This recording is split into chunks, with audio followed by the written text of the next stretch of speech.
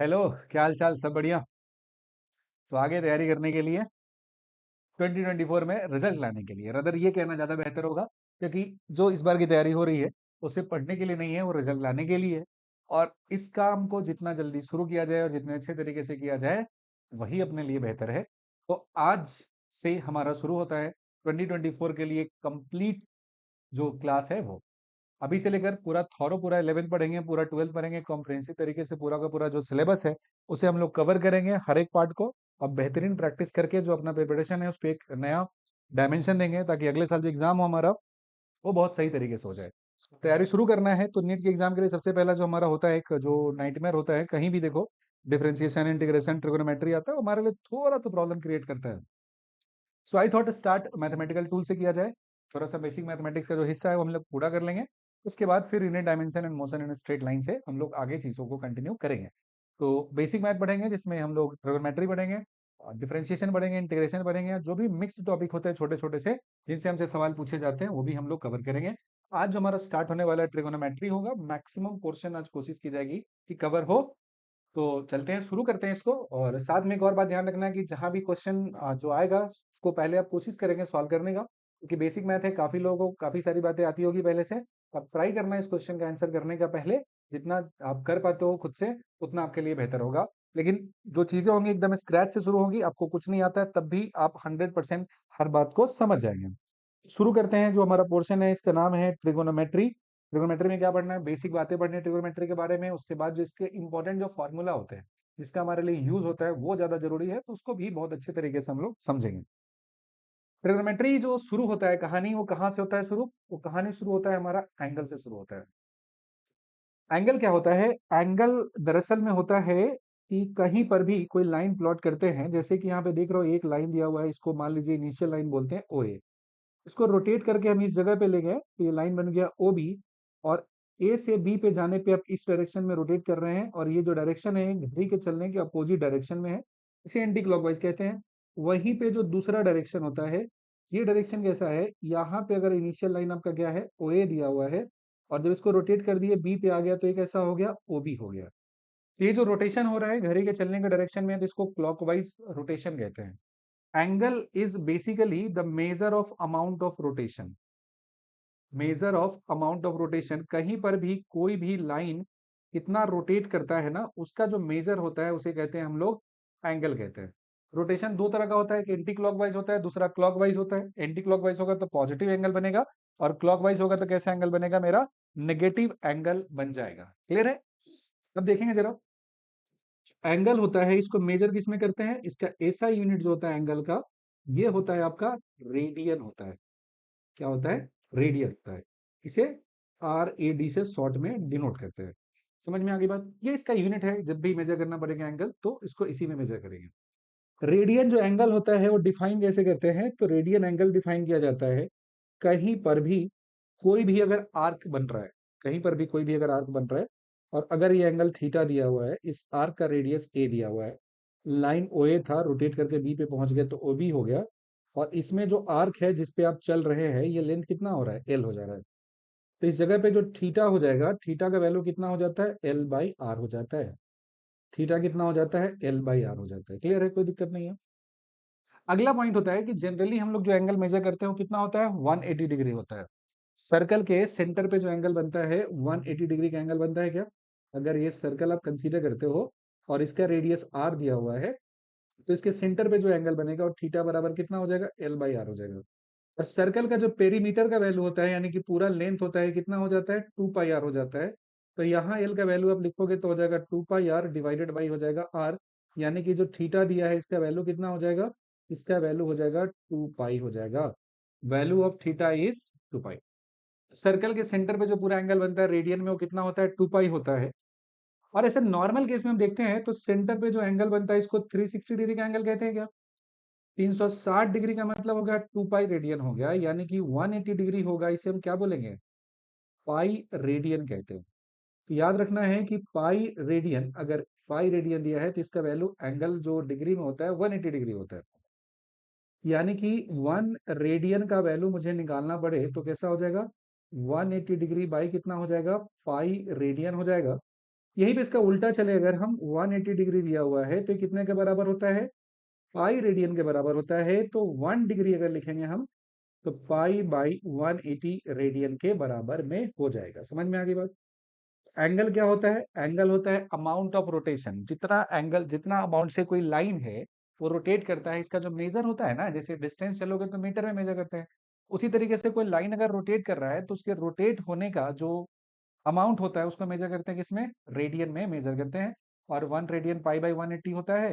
And one, जो 1 degree होता है पाई बाई 180 रेडियन हो जाता है, और 1 रेडियन कितना हो जाता है, 180 डिग्री डिवाइडेड बाई कितना हो जाता है, आपका पाई हो जाता है, तो रेडियन में कन्वर्ट हो जाएगा। क्लियर है।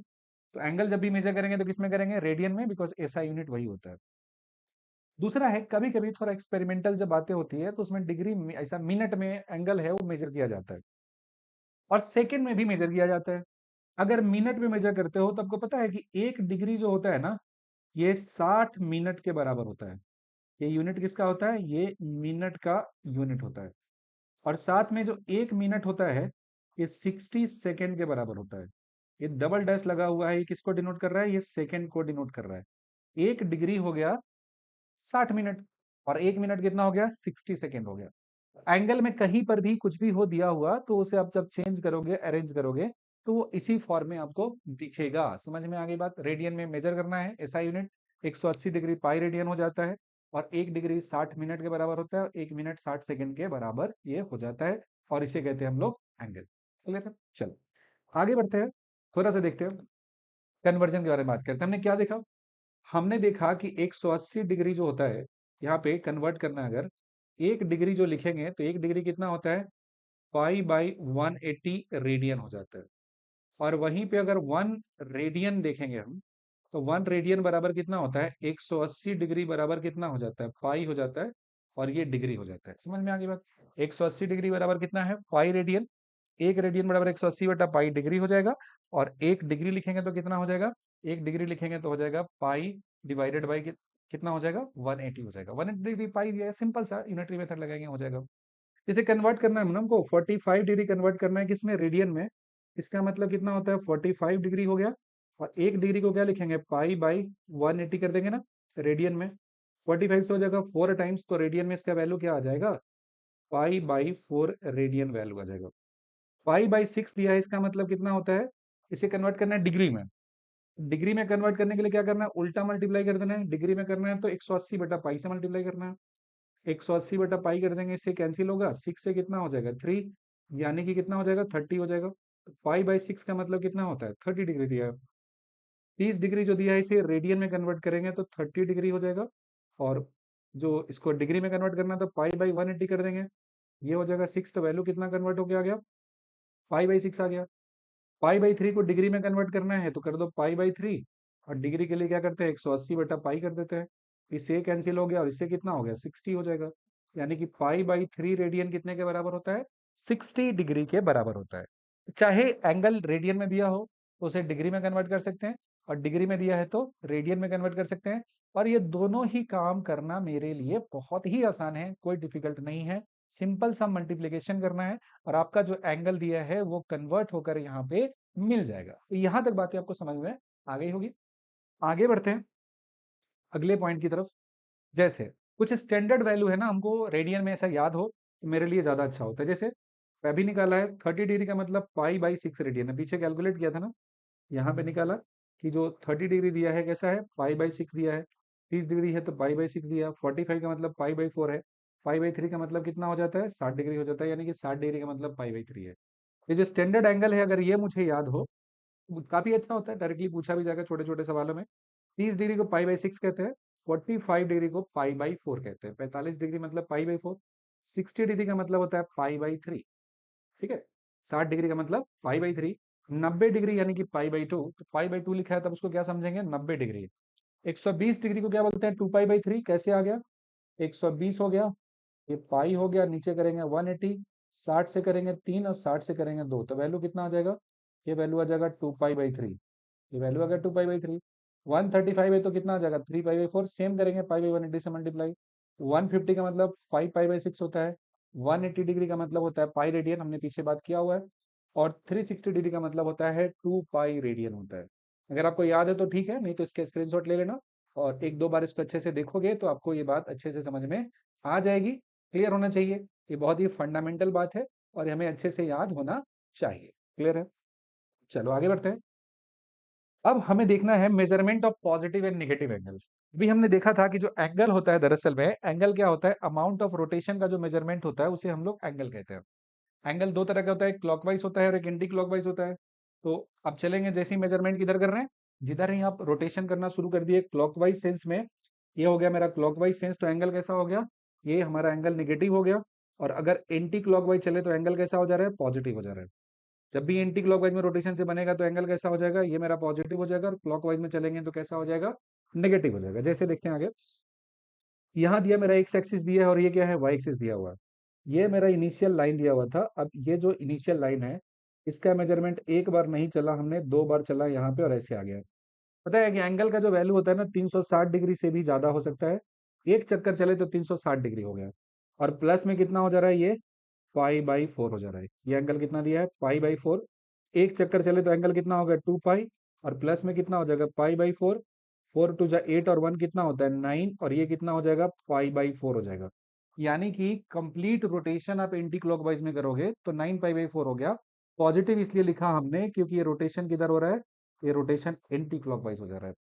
अगेन यहाँ भी एंटी क्लॉकवाइज रोटेशन हो जा रहा है। एक चक्कर लगाया, फिर से चल के यहाँ पे आ गया तो कितना हो गया, ये हो गया। एक राउंड चले तो कितना हो गया, 2 पाई। और फिर आधा चले तो कितना हो जाएगा, पाई हो जाएगा। यानी कि 2 पाई प्लस पाई कितना हो जाएगा, 3 पाई। लेकिन चल किधर रहे हैं हम लोग, चल रहे हैं एंटी क्लॉकवाइज, इसलिए जो मेरा एंगल हो जाएगा कैसा हो जाएगा, पॉजिटिव हो जाएगा। ये डायग्राम आप देख रहे होंगे, यहाँ पे ये दिया है, इनिशियल लाइन दिया हुआ है, this is the initial line. और इनिशियल से जो यहाँ पे अब चल गया है, इस सेंस कैसा है, क्लॉकवाइज, इसीलिए वैल्यू कितना हो जा रहा है, -3 पाई/4 हो जा रहा है। बिकॉज क्लॉकवाइज में जो एंगल मेजरमेंट किया जाता है, क्लॉकवाइज का जो मेजरमेंट होता है वो कैसा होता है, नेगेटिव होता है। एंटी क्लॉकवाइज का मेजरमेंट कैसा होता है, पॉजिटिव होता है। अब देखोगे अगला, जैसे ये पॉइंट दिया हुआ है, इसमें क्या हो रहा है, ये चल रहे हैं हम क्लॉकवाइज में ही चल रहे हैं लेकिन ज्यादा चल गए। एक साइकिल चले पूरा, यहाँ से चल के यहाँ तक तो चले तो कितना हो जाएगा, 2 पाई हो जाएगा। अब फिर इस क्वाड्रेंट में चले गए, जो हर एक क्वाड्रेंट होता है ना वो 90 डिग्री होता है। एक्स हुआ, वाई हुआ, तो ये भी 90 डिग्री, ये भी 90 डिग्री, ये भी 90 डिग्री और ये भी 90 डिग्री। तो ये कितना हो गया, एक साइकिल चले तो 2 पाई, अब फिर आधा चले तो कितना हो जाएगा, पाई/2। तो कितना हो, 2 × 2 = 4, 15 पाई/4 हो गया। क्योंकि अब चल किधर रहो, एंटी क्लॉकवाइज में, तो वैल्यू क्या हो चल किधर है, क्लॉकवाइज में। और क्लॉकवाइज में चल रहे हैं तो एंगल कैसा हो जाएगा तो एंगल मेरा नेगेटिव हो जाएगा यहाँ पे। बेसिक सी बात है, क्लॉकवाइज चलना है तो नेगेटिव और एंटी क्लॉकवाइज चलना है तो पॉजिटिव। आगे बढ़ते हैं। अब हमें जानना है ट्रिगोनोमेट्रिक रेशियो, एकदम फंडामेंटल से लेकर चल रहे हैं तुमको, बेसिक बेसिक बात से। हाइपोटेन्यूज होता है, इसको सिंबॉलिकली हम एच से डिनोट करते हैं। जो एडजेसेंट साइड होता है इस एंगल का, इसको जनरली बेस कहते हैं, और सामने वाला जो दिया है इसको परपेंडिकुलर कहते हैं। ये जो दिया ट्रायंगल है वो राइट एंगल ट्रायंगल है, बिकॉज सारा का सारा trigonometric ratio right angle triangle के लिए ही होता है। और इसमें जो एक साइड है ये एंगल बना रहा है कितना, यहाँ से थीटा बना रहा है। तो जिसके साथ थीटा बनाता है वो बेस, उसके सामने में क्या होता है, परपेंडिकुलर। और 90 डिग्री के अपोजिट में जो होता है उसे हाइपोटेन्यूज कहते हैं।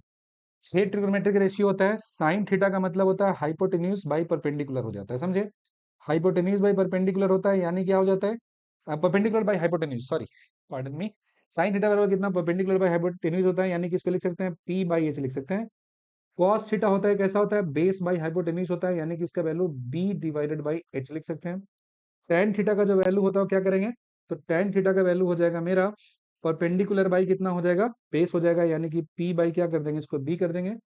कॉट थीटा जो दिया हुआ है, कॉट थीटा क्या दिया हुआ है, बेस दिया हुआ है। कॉट थीटा का वैल्यू दिया है, बेस दिया है, तो मान लो ओ हो गया, इसको कर दो एम कर दो, इसको क्या कर दो, पी कर दो। तो कॉट थीटा हो गया बेस यानी कि ओ एम, और परपेंडिकुलर हो गया यानी कि एम पी हो गया। आप इसको भी लिख सकते हो, ऐसा कोई दिक्कत नहीं है, इस तरीके से भी डिनोट कर सकते हैं।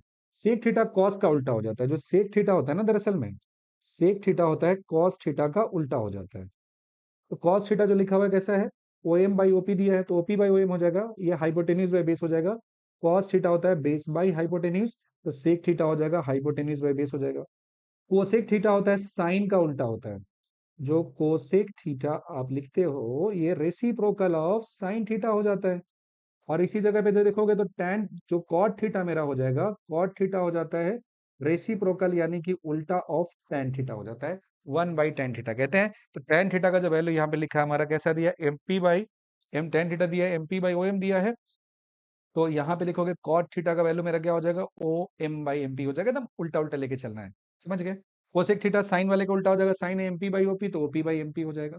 तो से बेसिक सी बात है, याद रखना है साइन थीटा का value P by H, cos theta का value B by H, tan theta का वैल्यू पी बाई बी, ये तीन आपको याद रखना है, तीन फ्रिक्वेंटली यूज होता है।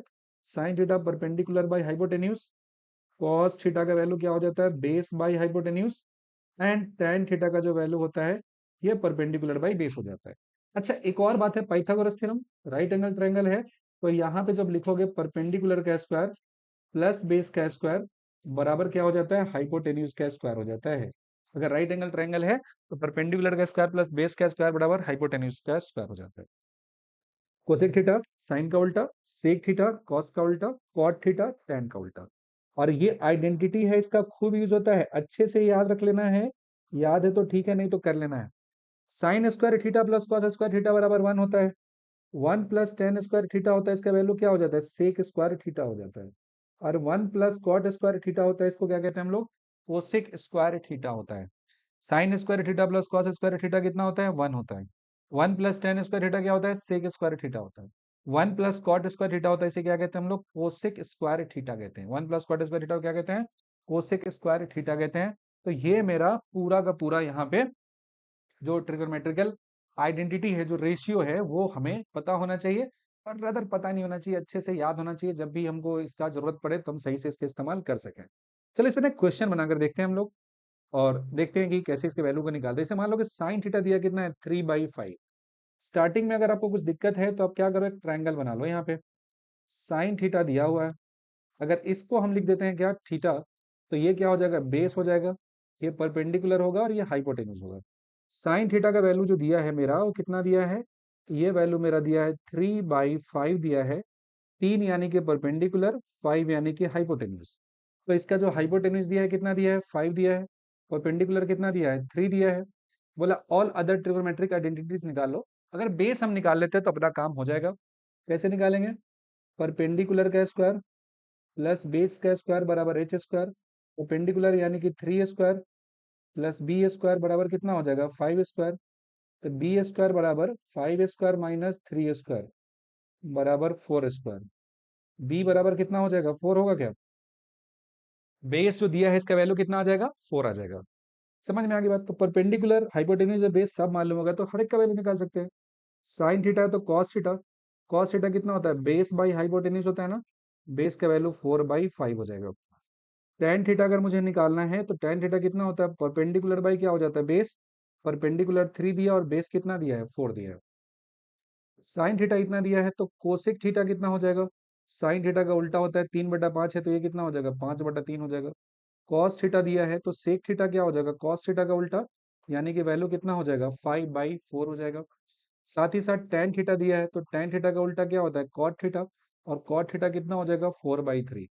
देख सकते हो ना कि अगर एक का वैल्यू पता है हमें, एक ट्रिगोनोमेट्रिक रेशियो का वैल्यू पता है, उससे सारे का सारा वैल्यू हम निकाल सकते हैं। अच्छा एक और बात पता है तुमको, बहुत इंटरेस्टिंग सा, हम लोग ना यहाँ पे एक रिलेशन भी है, इसको चेक कर सकते हैं कि सही है कि नहीं है।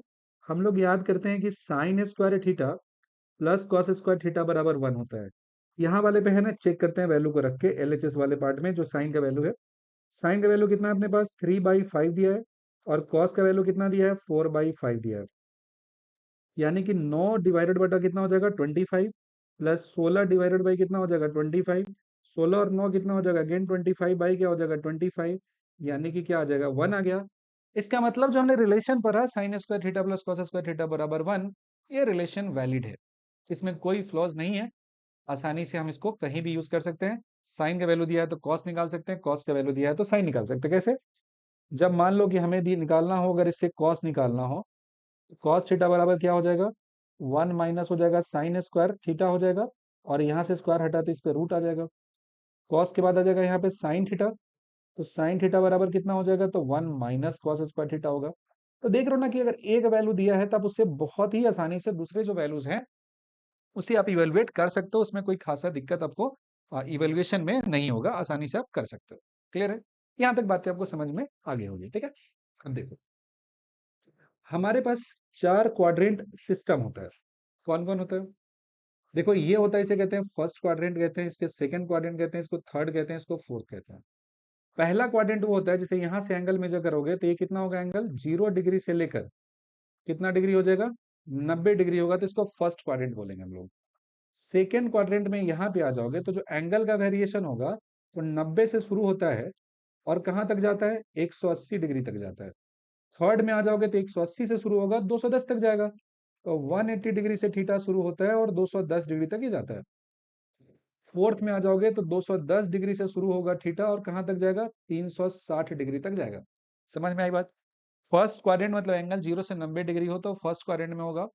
अगर एंगल 90 से 180 हो तो सेकेंड क्वाड्रेंट होगा, 180 से 270 हो तो थर्ड क्वाड्रेंट होगा, 270 से 360 दिया हो तो फोर्थ क्वाड्रेंट हो जाएगा। समझ में आ गई बात। फर्स्ट क्वाड्रेंट में all trigonometric ratios are positive, मतलब सारा का सारा sine cos tan cot sec सब पॉजिटिव है। ये हुआ मेरा पहला पॉइंट। दूसरा पॉइंट क्या कहता है कि in second quadrant only sine theta and cosec theta are positive. Second quadrant में सिर्फ और सिर्फ साइन और कोसेक जो होता है पॉजिटिव होता है, रेस्ट आर नेगेटिव। मतलब एंगल अगर 90 डिग्री से लेकर कहां तक हो, 90 डिग्री से थीटा का वैल्यू 180 डिग्री तक हो तो ये हो जाएगा हमारा साइन कोसेक पॉजिटिव। अगर 0 डिग्री से लेकर थीटा का वैल्यू 90 डिग्री हो जाए तो इसमें सारे के सारे पॉजिटिव। थर्ड क्वाड्रेंट में अगर आओगे तो 180 डिग्री से थीटा का वैल्यू 270 के बीच में लाई करे तो इसमें क्या हो जाएगा, आपका सब पॉजिटिव नहीं होगा, सिर्फ tan एंड cot जो होगा ये पॉजिटिव होगा, बाकी कोई पॉजिटिव नहीं होगा। वहीं फोर्थ क्वाड्रेंट में आप जाते हो तो फोर्थ क्वाड्रेंट का मतलब होता है कि आप 270 डिग्री से भी आगे बढ़ गए हो और कहां पहुंच गए हो, 360 के पास तक। इस केस में कॉस और उसका उल्टा वाला जो टर्म होता है ये कैसा होता है, पॉजिटिव होता है।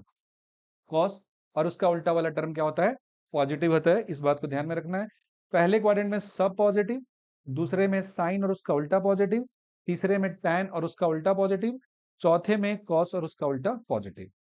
इसको याद करने का एक छोटा सा तरीका है, add sugar to coffee after school to college. दो में से कोई एक याद रख लो।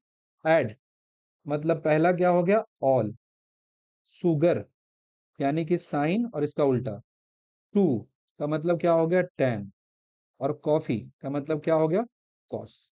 सो एड शुगर टू कॉफी ये सीक्वेंस होता है। या फिर ASTC, आफ्टर, ए मतलब क्या हो गया, ऑल, एस का मतलब क्या हो गया, साइन, टू का मतलब क्या हो गया, टैन, सी का मतलब क्या हो गया, कॉस। अगर ये दोनों में से कोई भी एक तुम अगर निमोनिक याद रखते हो तो याद रख अच्छे तरीके से। पहला ऐड शुगर टू कॉफी, जो शुगर होता है उसको कॉफी में ऐड करते हैं, तो एला में हो गया ऑल, एस का मतलब हो गया साइन, टी का मतलब टैन, कॉफी का सी हो गया cos. After school to college कर सकते हो, आफ्टर मतलब ऑल, स्कूल का हो गया साइन, टू का हो गया टैन और कॉलेज का क्या हो गया, सी हो गया। तो इस तरीके से सीक्वेंस हम याद रखेंगे तो कभी भी कंफ्यूजन नहीं होगा, क्वाड्रेंट क्लियर होना चाहिए। आपको पता चलेगा जब आप बना रहे होंगे सिंपल हार्मोनिक मोशन का क्वेश्चन, वहां पे ये चीज होगा, क्योंकि अभी आपको ये बात का इंपॉर्टेंस समझ में नहीं आ पा रहा है कि आखिर हम इतना ट्रिग्नोमेट्रिक रिलेशन क्यों कर रहे हैं। इसका इंपॉर्टेंस आपका सिंपल हार्मोनिक मोशन का जो क्वेश्चन है, इसका जो पॉइंट है कि सिंपल हार्मोनिक मोशन जब आप पढ़ेंगे तो वहां पे बहुत ज्यादा यूज में आएगा, वहां पे बहुत ज्यादा इसका एप्लीकेशन होने वाला है। कोई कंफ्यूजन नहीं है। अब अगले पॉइंट की तरफ हम चलते हैं, नेक्स्ट पॉइंट को जरा समझते हैं कि क्या है मेरे जानने के लिए। तो पॉइंट ये है कि trigonometric ratio of general angles. देखो जनरल एंगल का मतलब क्या होता है कि ट्रिगोनोमेट्री में जो एंगल होता है ना, ये 360 डिग्री से बड़ा हो सकता है और बहुत बड़ा हो सकता है, काफी बड़ा बड़ा एंगल हो सकता है। तो जनरल एंगल अगर हम बात करते हैं तो जनरल एंगल में हम किस तरीके से उसको इवेल्युएट करते हैं, कोई भी एंगल अगर दिया हो, 180 प्लस 30 210, उससे बात करना है। तो सबसे पहला है general angle n pi by two plus minus theta के फॉर्म में अगर एंगल दिया हुआ है, बोला गया कि वैल्यू रिमेन सेम रहेगा if n is even. n का वैल्यू कैसा हो, इवन है। अच्छा इवन है n का वैल्यू तो क्या क्या हो जाएगा, पहला अगर वैल्यू 2 पुट कर दोगे तो पाई हो जाएगा, और 4 पुट कर दोगे तो कितना हो जाएगा, 2 पाई हो जाएगा, यहाँ पे 0 हो जाएगा। तो बोला गया है कि अगर इवन रहे तो इस केस में n is even and sign of trigonometric function will be according to the value of function in the quadrant. मतलब चेंज नहीं करेगा। चेंज नहीं करने का मतलब क्या होता है कि साइन जो होगा साइन रहेगा, कॉस जो रहेगा वो कॉस रहेगा, कोई दिक्कत नहीं इसमें। साइन जो दिया है साइन रहेगा, कॉस जो दिया है कॉस रहेगा। कैसे, इसे देखो पाई में बात करते हैं।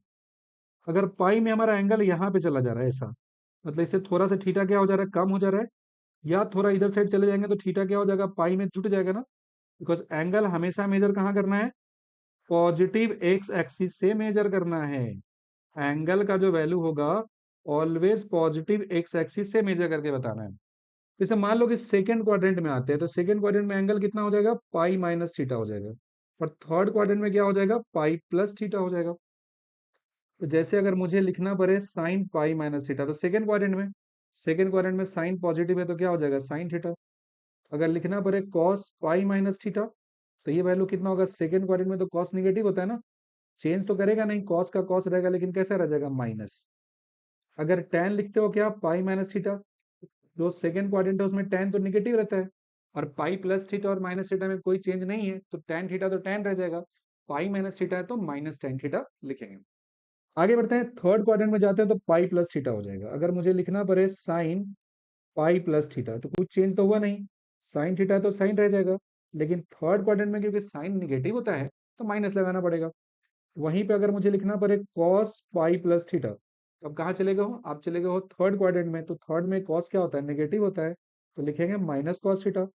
अगर आप लगाते हो tan में पाई प्लस थीटा, तो थर्ड क्वाड्रेंट में जो tan है वो कैसा होता है, पॉजिटिव होता है, तो वैल्यू हो जाएगा प्लस में tan थीटा। आपने देखा ना कि n का वैल्यू जब इवन दिया हमने 2 रखा, तो वैल्यू चेंज नहीं हो रहा है, साइन अकॉर्डिंगली चेंज हो जा रहा है। दूसरा होता है कि n का वैल्यू अगर 2 रख देंगे तो कहाँ चले जाएंगे, 2 पाई प्लस माइनस थीटा में जाएंगे ना, 2 पाई प्लस माइनस थीटा में जाएंगे। ये एंगल यहाँ पे चला गया थीटा, और ये एंगल चला गया थीटा।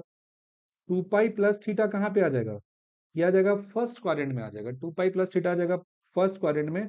और 2 पाई माइनस थीटा कहाँ पे आ जाएगा, तो 2 पाई माइनस थीटा आ जाएगा सेकेंड क्वाड्रेंट।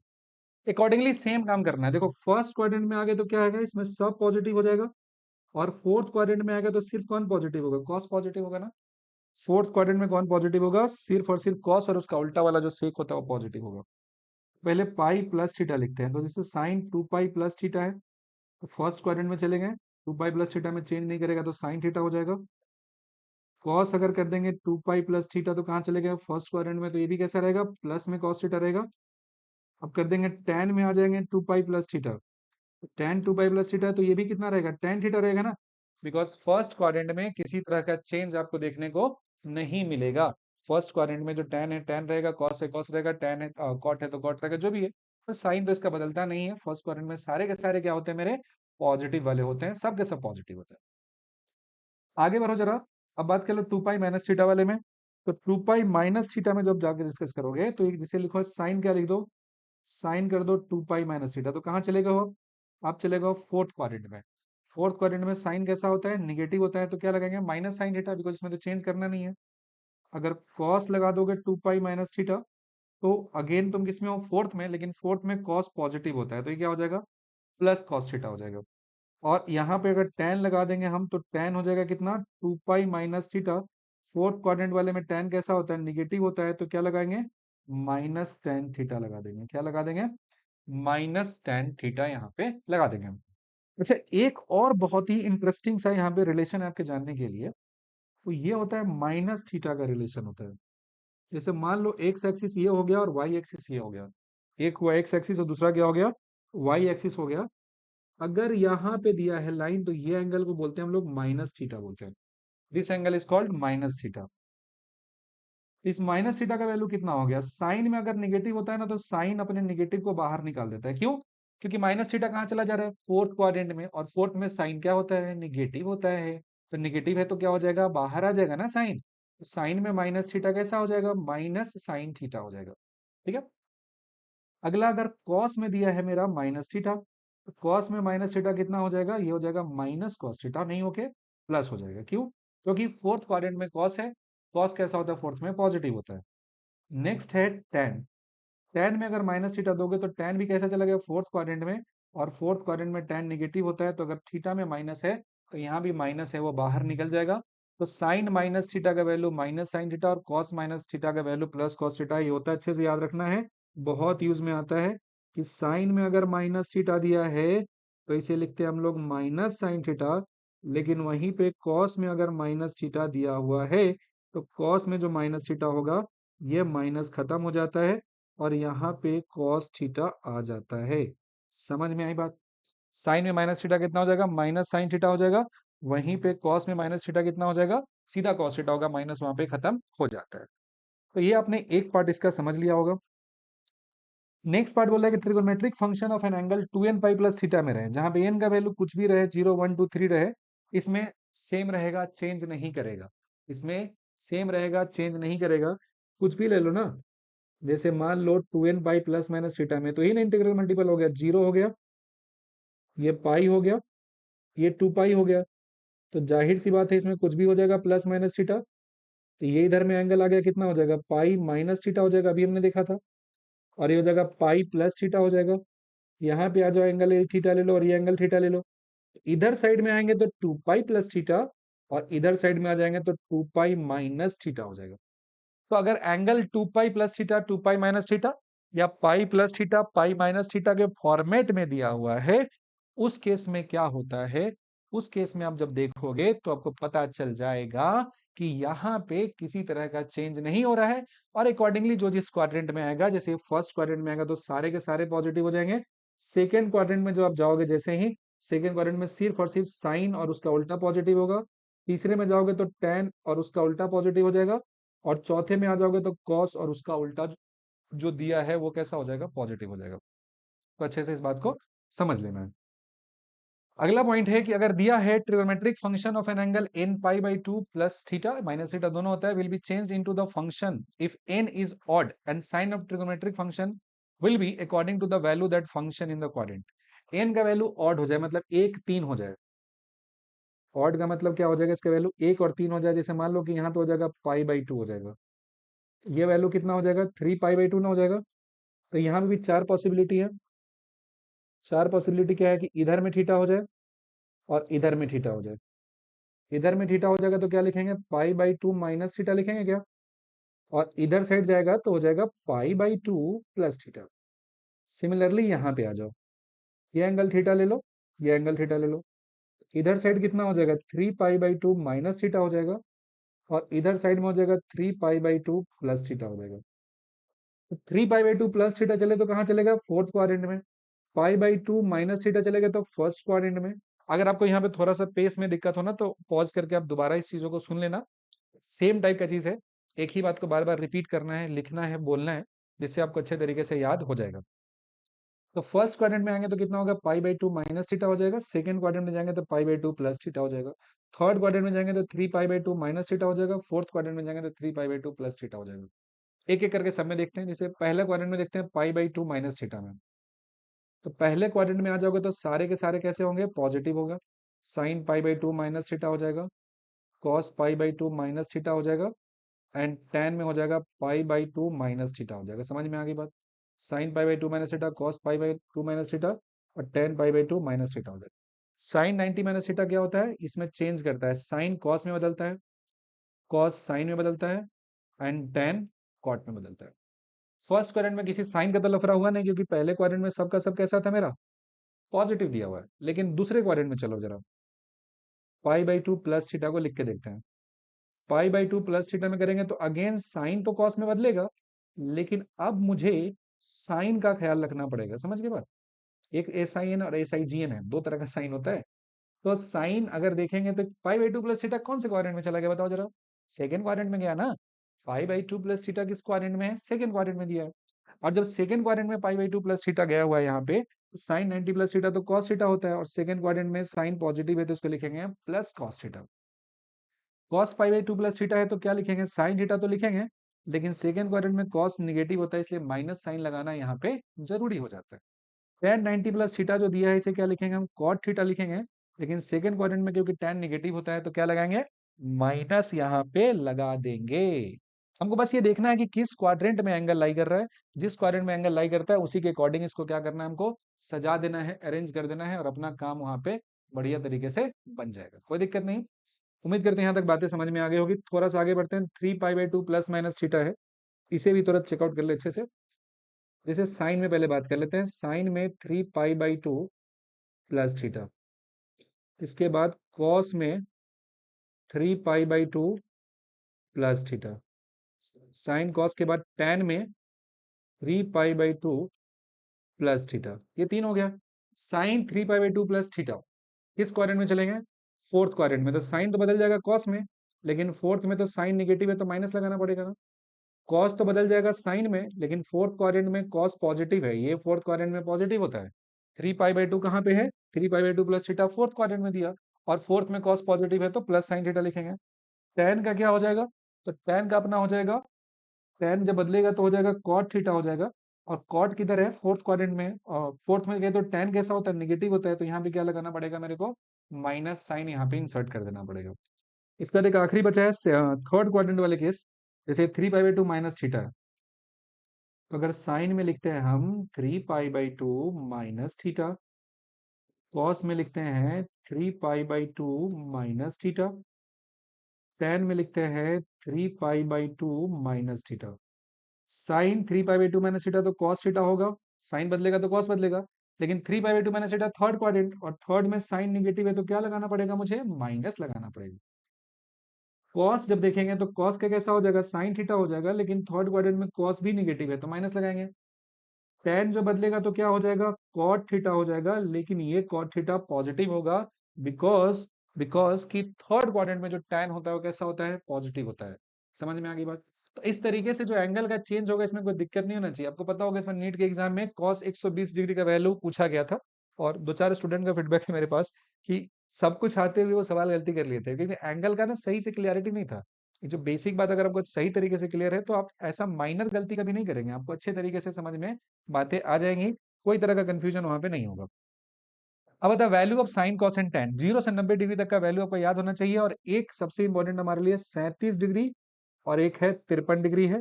इसका स्क्रीनशॉट ले लेना थोड़ा अच्छे तरीके से और इसको याद कर लेना। साइन की बात करेंगे तो साइन 0 डिग्री का वैल्यू कितना होता है? 0 होता है। 30 डिग्री का वैल्यू कितना होता है? 1/2 होता है, ऊपर चला गया थोड़ा सा। साइन 37 डिग्री 3/5 होता है। 45 डिग्री 1/√2 होता है। 53 डिग्री साइन का 4/5 होता है। 60 डिग्री √3/2 होता है। 90 डिग्री का 1 होता है। इसके आगे का रिकमेंड नहीं करते हम याद करने के लिए, इसको ना हम सॉल्व करके निकालेंगे, वैल्यू कैलकुलेट करके इसे फिगर आउट करेंगे। कॉस का 0 डिग्री का वैल्यू 1 होता है, और ये कितना हो जाता है? 30 डिग्री का वैल्यू √3/2 हो जाता है। 37 का 4/5 होता है। 45 का 1/√2 होता है। 53 का 3/5 होता है। 60 का 1/2 होता है। कॉस 90 जीरो होता है, और यही वैल्यू है जो इस बार नीट में आता है, कॉस 120 डिग्री का वैल्यू -1/2। वही देखेंगे कैसे, अगर आपको 0 से 90 तक का याद है वैल्यू, तो आप इसको बहुत आसानी से फाइंड कर सकते हो, फिगर आउट कर सकते हो। टेन जीरो बात करेंगे तो जीरो हो जाएगा। टेन 30 का वैल्यू कितना हो जाएगा? 1/√3 हो जाएगा। टेन 37 का वैल्यू 3/4 हो जाएगा। टेन 45 का वैल्यू 1 हो जाता है। टेन 53 डिग्री कितना होता है? तो 4/3 होता है। टेन 53 4/3। टेन 60 का वैल्यू होता है √3। और टेन 90 डिग्री का वैल्यू कैसा होता है? डिफाइन नहीं होता है, इनफाइनाइट वैल्यू हो जाता है, 1/0 हो जाता है, एक डिफाइंड टर्म ये नहीं होता है। तो अब ये वैल्यू वाला जो दिया है टेबल, इसका एक स्क्रीनशॉट ले लेना, टेबल पे लिख लेना, अगर आपको याद है तो ठीक है, नहीं याद है तो इसको एक बार प्रैक्टिस करके याद कर लेना, क्योंकि आगे चल के बहुत ज्यादा यूज होता है, जबरदस्त तरीके से यूज होता है। तो फंडामेंटली आपका अच्छे तरीके से क्लियर होना बहुत ज्यादा जरूरी है। आगे बढ़ते हैं। अब जैसे जो भी सीखा हमने उसका यूज करना है यहाँ पे, इसका यूज करना है। जैसे मान लो कि कॉस 135 डिग्री बोला है निकालने के लिए, कॉस 135 डिग्री है तो इसको कॉस क्या लिख सकते हैं हम? 90 डिग्री प्लस 45 डिग्री लिख सकते हैं ना। कॉस 90 प्लस 45 कहाँ चला गया? सेकेंड क्वाड्रेंट में चला गया। सेकेंड में तो कॉस कैसा होता है? निगेटिव होता है, तो कॉस का कैसा हो जाएगा? साइन हो जाएगा। और साइन कैसा हो जाएगा? निगेटिव हो गया, यानी कि 45 डिग्री हो जाएगी, नहीं हो जाएगा? ये वैल्यू 45 हो जाएगा। और 45 लिखे तो कितना होता है? साइन 45 1/√2 होता है। ये वैल्यू चाहो तो ऐसे भी निकाल सकते हो, कॉस 135 डिग्री है, इसको 180 डिग्री माइनस 45 लिख सकते हैं क्या? कॉस 180 माइनस थीटा तो कॉस थीटा रह जाएगा। सेकेंड क्वाड्रेंट में है तो कैसा हो जाएगा? निगेटिव में हो जाएगा कॉस थीटा। और कॉस थीटा यानी कि कॉस 45 डिग्री हो जाएगा। कॉस 45 का वैल्यू कितना होता है? 1/√2 हो जाता है। तो वैल्यू कितना हो जाता है? -1/√2 हो जाता है। आसानी से याद कर सकते हो।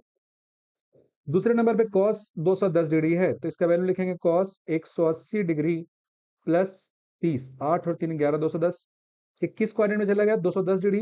ये थर्ड क्वाड्रेंट में चला जाएगा ना, ऐसे चला जाएगा। 210 डिग्री यहाँ पे हो जाएगा ना, यहाँ से यहाँ तक तो 180 डिग्री होता है। तो 210 कहाँ चला जा चुका है मेरा? तीसरे क्वाड्रेंट में जा चुका है। तीसरे क्वाड्रेंट में 180 प्लस 30 रखेंगे तो चेंज तो करेगा नहीं, लेकिन कॉस है थर्ड क्वाड्रेंट में तो निगेटिव हो जाएगा। और निगेटिव में क्या कर देंगे? कॉस 30 करेंगे। कॉस 30 का वैल्यू कितना होता है? √3/2 होता है। तो वैल्यू हो जाएगा -√3/2 हो जाएगा। tan 210 डिग्री है तो इसका वैल्यू अगर आप लिखते हो तो कितना हो जाएगा? tan हो जाएगा, और ये हो जाएगा 180 डिग्री प्लस में कितना डिग्री हो जाएगा? 30 डिग्री हो जाएगा। थर्ड क्वाड्रेंट में tan पॉजिटिव होता है और 180 में चेंज करता नहीं है, तो वैल्यू कितना आ जाएगा, डायरेक्टली tan 30 आएगा। और tan 30 का वैल्यू कितना होता है, 1/√3 होता है। tan 30 degree is equals to 1/√3, एकदम आसानी से कैलकुलेट यहाँ पे हो जाएगा। cos 330 डिग्री दिया है, तो इसका वैल्यू क्या लिखेंगे, इसका वैल्यू लिखेंगे cos 360 डिग्री माइनस 30 डिग्री लिखेंगे ना। तो बताइए 360 माइनस 30 करेंगे, यहाँ से स्टार्टिंग से शुरू होकर यहाँ तक पहुंचते तो 360 होता है, और इसमें 30 घटा देंगे तो कौन सा क्वाड्रेंट आ गया, फोर्थ आ गया। और फोर्थ में cos कैसा होता है, पॉजिटिव ना होता है, तो वैल्यू कितना हो गया, cos 30 हो जाएगा। और cos 30 होता है कितना है, तो √3/2 होता है क्या, cos 30 डिग्री का वैल्यू कितना होता है, √3/2 हो जाता है। साइन 750 डिग्री है, ये बढ़िया दिया है यार। 750 तो बहुत हो गया ना। 360 और 360 होता है, 720 होता है। मतलब इसका मतलब क्या होता है कि दो चक्कर लगाया, ध्यान से देखो, एक चक्कर में चला 360, एक चक्कर चला 360, 720, और फिर चला गया कितना, फिर चला गया ये 30 डिग्री यहाँ पे चला गया। मतलब फर्स्ट क्वाड्रेंट में ही आ गया ना। अरे 750 जो दिया है इसको लिखेंगे साइन 2 × 360 लिखेंगे क्या, तो कितना हो गया, 3 × 6 और 6 × 12, 120, 720 हो जाएगा। 720 हो जाएगा और 30 और जोड़ देंगे आप, 38 हो गया ना। और इवन मल्टीपल हो 2 पाई में तो कोई चेंज नहीं है, फर्स्ट क्वाड्रेंट में दिया तो ऐसे भी यही रह जाएगा, साइन 30, और साइन 30 का वैल्यू कितना होता है, 1/2। इवन मल्टीपल में कोई चेंज नहीं होता है, और जब जिस क्वाड्रेंट में होता है उससे साइन डिसाइड करते हैं। और ये तो क्वाड्रेंट मेरा आ गया फर्स्ट, तो फर्स्ट क्वाड्रेंट में साइन कैसा होता है, पॉजिटिव है, इसे लिख दिया हमने। देखिए 180 डिग्री दिया है, तो इसका वैल्यू लिखेंगे तो कितना हो जाएगा, tan हो गया 360 डिग्री हो जाएगा, प्लस में क्या हो जाएगा, 120 डिग्री होगा कि नहीं होगा, तभी ना जोड़ोगे तो 180 हो जाएगा। tan 360 प्लस 120, अच्छा, एक 360 प्लस वाला तो चेंज करता नहीं है, तो इसको क्या लिखेंगे, tan लिख दो, 120 डिग्री लिख दो। अब फिर से जो 120 डिग्री दिया है इसको क्या लिखेंगे, इसे लिखेंगे tan 90 डिग्री प्लस 30 डिग्री लिखेंगे क्या। तो 90 + 30 कहाँ चला गया, सेकेंड क्वाड्रेंट में, तो tan तो बदल जाएगा cot में 30, लेकिन सेकेंड क्वाड्रेंट में tan निगेटिव है तो माइनस साइन लगेगा, और cot 30 का वैल्यू √3 होता है, तो माइनस साइन के साथ इसका वैल्यू कितना आ जाएगा, √3 आ जाएगा। साइन 120 दिया हुआ है, साइन 120 को क्या लिखेंगे, 90 डिग्री प्लस क्या लिखेंगे, 30 डिग्री, 9 × 3 = 12 कितना होता है, 120 होता है। साइन 90 प्लस थीटा कितना होता है, कॉस थीटा, तो कॉस 30 डिग्री हो गया ना। और सेकेंड क्वाड्रेंट में गया हो तो साइन है ना, साइन तो सेकेंड में कैसा होता है, पॉजिटिव होता है, तो साइन 90 + 30 कितना हो जाएगा, कॉस 30 हो जाएगा। कॉस 30 का वैल्यू कितना हो जाता है, √3/2 हो जाता है। कॉस 30 का वैल्यू √3/2, मतलब साइन 120 का वैल्यू कितना हो गया, √3/2। इसी में क्वेश्चन दिया है कि अगर आपसे पूछा जाए कि बताओ कॉस 120 डिग्री की वैल्यू क्या हो जाएगी। कॉस 120 का मतलब होता है कॉस 90 डिग्री प्लस कितना डिग्री, 30 डिग्री होता है। और कॉस 90 + 30 मतलब सेकेंड क्वाड्रेंट में चला गया, और सेकेंड क्वाड्रेंट का मतलब होता है कि कॉस हो गया आपका नेगेटिव, तो निगेटिव हो गया तो पहली बात तो कॉस का हो जाएगा साइन, और वो भी हो जाएगा निगेटिव में 30 डिग्री, और ये वैल्यू कितना आ जाएगा, -1/2 आ जाएगा।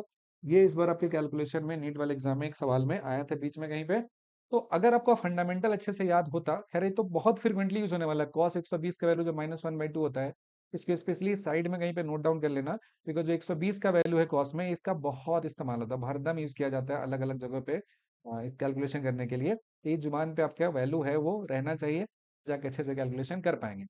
तो यहाँ तक जो बातें हैं आई गेस आपको अच्छे से समझ में आ गई होगी, कोई कंफ्यूजन नहीं हुआ होगा। नेक्स्ट इसके बाद हमारा पढ़ना है ट्रिग्नोमेट्रिक फार्मूला पढ़ना है, कि ट्रिग्नोमेट्रिक फार्मूला पे कैसे हम लोग काम करते हैं। लेकिन ये जो फार्मूला है और इसका प्रैक्टिस है, अगर इसको एक लेक्चर में करेंगे तो लेक्चर बहुत बड़ा चला जाएगा, तो उतना स्ट्रेच नहीं करना चाहते पहले ही दिन। आज हम लोग यहीं तक रखेंगे कहानी को, जहां तक हमने वैल्यू का कैलकुलेशन किया। कल हम लोग ट्रिग्नोमेट्रिक जो फॉर्मूला है प्लस का और माइनस का, वो हिस्सा है उसे कंप्लीट करेंगे, उस पे बेस्ड क्वेश्चन करेंगे। फिर आगे कुछ मिक्स टॉपिक है, जैसे बाइनोमियल हो जाता है आपका, कोऑर्डिनेट हो जाता है, ये सबको हम धीरे धीरे हम लोग वहां पे कवर करेंगे। और जब एक बार हमारा वो कवर हो जाएगा पूरा का पूरा, तब जाके हम लोग जो differentiation, integration, differential equation, area bounded curve है, ये सब पढ़ेंगे। मतलब 4-5 दिन का आपका टाइम दीजिएगा, तो आपका मैथमेटिकल टूल में कहीं से भी किसी भी तरह का दिक्कत होगा, यकीन मानिए दोबारा कभी नहीं होगा, आप अच्छे तरीके से हर एक चीज में एक्सपर्ट हो जाएंगे। और फिजिक्स पढ़ने से पहले इसका जो बेसिक मैथ है वो अच्छे से क्लियर होना जरूरी है, ग्राफ से लेकर ट्रिग्नोमेट्री तक। तो उसमें आज का आपका ये पहला लेक्चर था। उम्मीद करते हैं हर बात आपको समझ में आई होगी। अगर कहीं से कुछ कमी रह गया, कुछ अगर आपको कंफ्यूजन ना होगा, तो अपने क्वेश्चन को नीचे चैट में जरूर लिखिएगा। और एक बार पूरा मैथमेटिकल टूल जब कंप्लीट हो जाएगा तो इस चैप्टर का जो पीडीएफ होगा टेलीग्राम पे प्रोवाइड कर देंगे। टेलीग्राम का लिंक नीचे डिस्क्रिप्शन में डाला हुआ है, तो आप उसे ज्वाइन कर सकते हैं। रेगुलर अपडेट आपको मिलता रहेगा। तो अभी के लिए इतना ही है। कल रात फिर मिलते हैं इसी समय, और आगे का जो पोर्शन है उसे हम लोग कंटिन्यू करते हैं, फर्दर आगे की तरफ बढ़ाते हैं और मैथमेटिकल टूल को और ज्यादा एक्सपर्ट बनाते हैं, और अपने हर उस कमजोर हिस्से पे काम करके जहां पे हमारा इस बार कमी रह गया था, अगले साल अच्छा स्कोर लाने की भरपूर कोशिश करते हैं साथ में मिलके। तो इसी के साथ अभी के लिए इतना ही। Bye bye, good night, take care.